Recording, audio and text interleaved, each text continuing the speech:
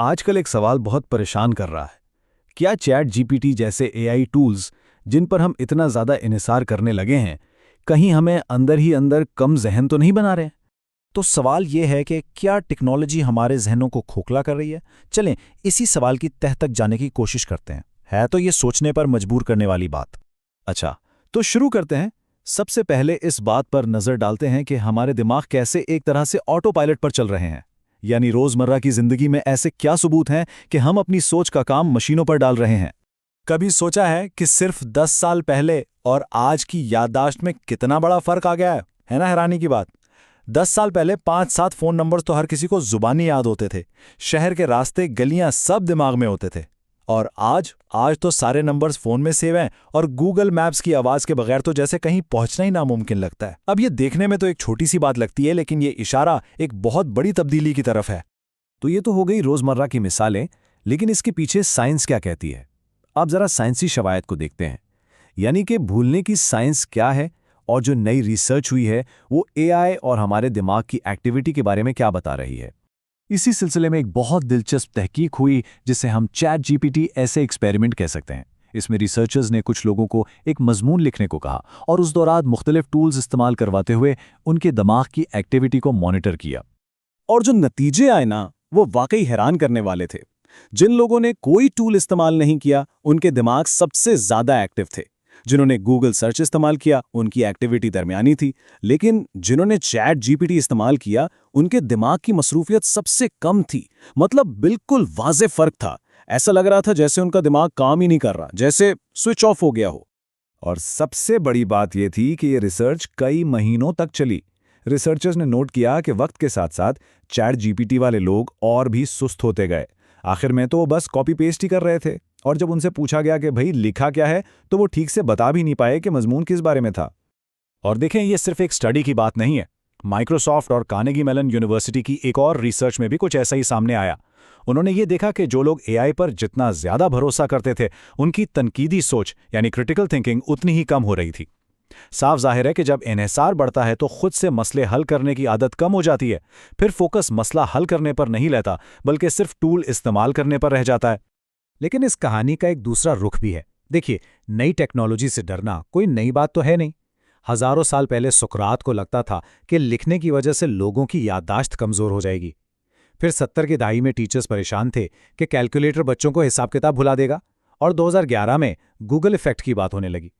तो आज जो एआई को लेकर परेशानी है, वो भी कुछ वैसी ही है। तो ये गूगल इफेक्ट, या जिसे डिजिटल एमनीजिया भी कहते हैं, ये है क्या चीज़? सीधी सी बात है, ये वो आदत है जिसमें हम वो मालूमात भूल जाते हैं जो हमें पता हो कि ऑनलाइन आराम से मिल जाएगी। हमारा दिमाग बहुत चालाक है। वो अपनी एनर्जी बचाने के लिए असल मालूमात याद नहीं रखता, बल्कि ये याद रखता है कि वो मालूमात मिलेगी कहाँ से। समझें कि एक जहनी शॉर्टकट है। चलें अब एक और बहुत ही दिलचस्प चीज़ देखते हैं। इसे हम कह सकते हैं दो दिमागों की कहानी। इसमें हम ये देखेंगे कि रास्ता ढूंढने की जो महारत है, वो हमारे दिमाग की बनावट को यानी फिजिकली कैसे बदल सकती है। इसकी सबसे बेहतरीन मिसाल है लंदन के टैक्सी ड्राइवर्स की। जीपीएस आने से पहले उन्हें शहर की 25,000 गलियां याद करनी पड़ती थीं, और जब उनके दिमाग के स्कैन किए गए तो पता चला कि उनका हिपोकैम्पस, ये दिमाग का वो हिस्सा है जो याददाश्त और रास्ते याद रखने में मदद करता है, वो आम इंसान से काफी बड़ा था। और इसके मुकाबले में जो लोग जीपीएस पर इन्हिसार करते हैं, उनकी रास्ता ढूंढने की सलाहियत भी कमजोर पड़ जाती है और उनका हिपोकैम्पस भी इतना डेवलप नहीं होता। तो सवाल यह है कि हिपोकैम्पस का कमजोर होना इतनी बड़ी बात क्यों है? भाई, बात सिर्फ रास्ता भूलने की नहीं है। दिमाग का यही हिस्सा हमारी यादें बनाता है, हमें मुस्तकबिल के बारे में सोचने में मदद देता है और मुख्तलिफ आइडियाज़ को आपस में जोड़ता है।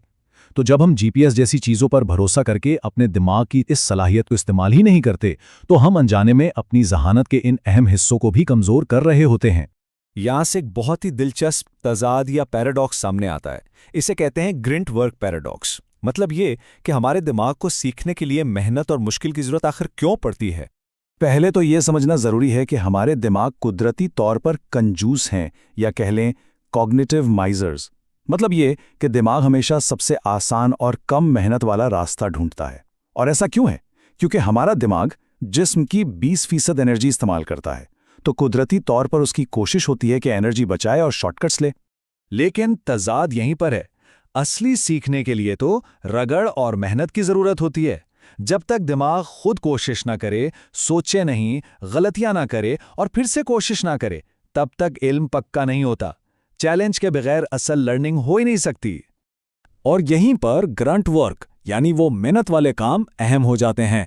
ये वो काम हैं जो अक्सर बोरिंग लगते हैं, जैसे लंबे लंबे मजमून लिखना, किसी डॉक्यूमेंट की समरी बनाना या बेसिक कोडिंग करना। यही मेहनत और जिद्दोजहद बुनियाद बनाती है। लेकिन एआई क्या कर रहा है? वो इस सारी मेहनत को ऑटोमेट कर रहा है। इससे नए सीखने वालों के लिए ट्रेनिंग का मौका ही खत्म हो रहा है। और सबसे बड़ा खतरा क्या है? यही कि अगर बुनियाद ही मजबूत नहीं होगी तो कोई एआई के बनाए हुए काम को चेक कैसे करेगा, उसमें गलतियां कैसे निकालेगा? तो फिर हल क्या है? क्या करना चाहिए? हमारा आखिरी हिस्सा इसी बारे में है। सीधा सा उसूल है, यूज इट और लूज इट, यानी या तो इस्तेमाल करें या फिर गंवा दें। एआई के इस दौर में आगे कैसे बढ़ा जाए? देखें, एक बात तो साफ है, एआई का बायकॉट करना कोई हल नहीं है। उसके फायदे इतने ज्यादा हैं कि इसे छोड़ा नहीं जा सकता। एआई को नज़रअंदाज करना आज के दौर में ऐसा ही है जैसे कोई कहे कि मैं कंप्यूटर नहीं सीखूंगा। जाहिर है वो बाकी दुनिया से बहुत पीछे रह जाएगा। तो फिर हल कहाँ है? हल एक बहुत ही सादा सी बात में है। हमारा दिमाग बिल्कुल एक मसल की तरह है। इसे जितना इस्तेमाल करेंगे ये उतना ही मजबूत और बेहतर होगा। जैसे हम अपनी बॉडी को फिट रखने के लिए एक्सरसाइज करते हैं, बिल्कुल वैसे ही दिमाग को भी ट्रेनिंग की जरूरत है। तो आगे का रास्ता बिल्कुल साफ है। एआई को एक टूल की तरह इस्तेमाल करें, सहारे की तरह नहीं।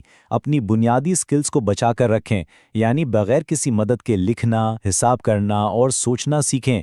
और अपने दिमाग को जानबूझकर चैलेंजेस दें, उसे ट्रेन करें, बिल्कुल जैसे जिम में जाकर बॉडी को ट्रेन किया जाता है। इस तरह एआई की अफादियत भी इस्तेमाल हो जाएगी और दिमाग भी तेज रहेगा।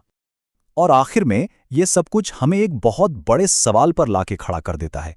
हम अपनी सहूलत और अपनी ज़हनी सलाहियत के बीच में तवाज़ुन कैसे कायम करेंगे? ये एक ऐसा फैसला है जो हम सबको मिलकर और अपने अपने तौर पर भी करना होगा।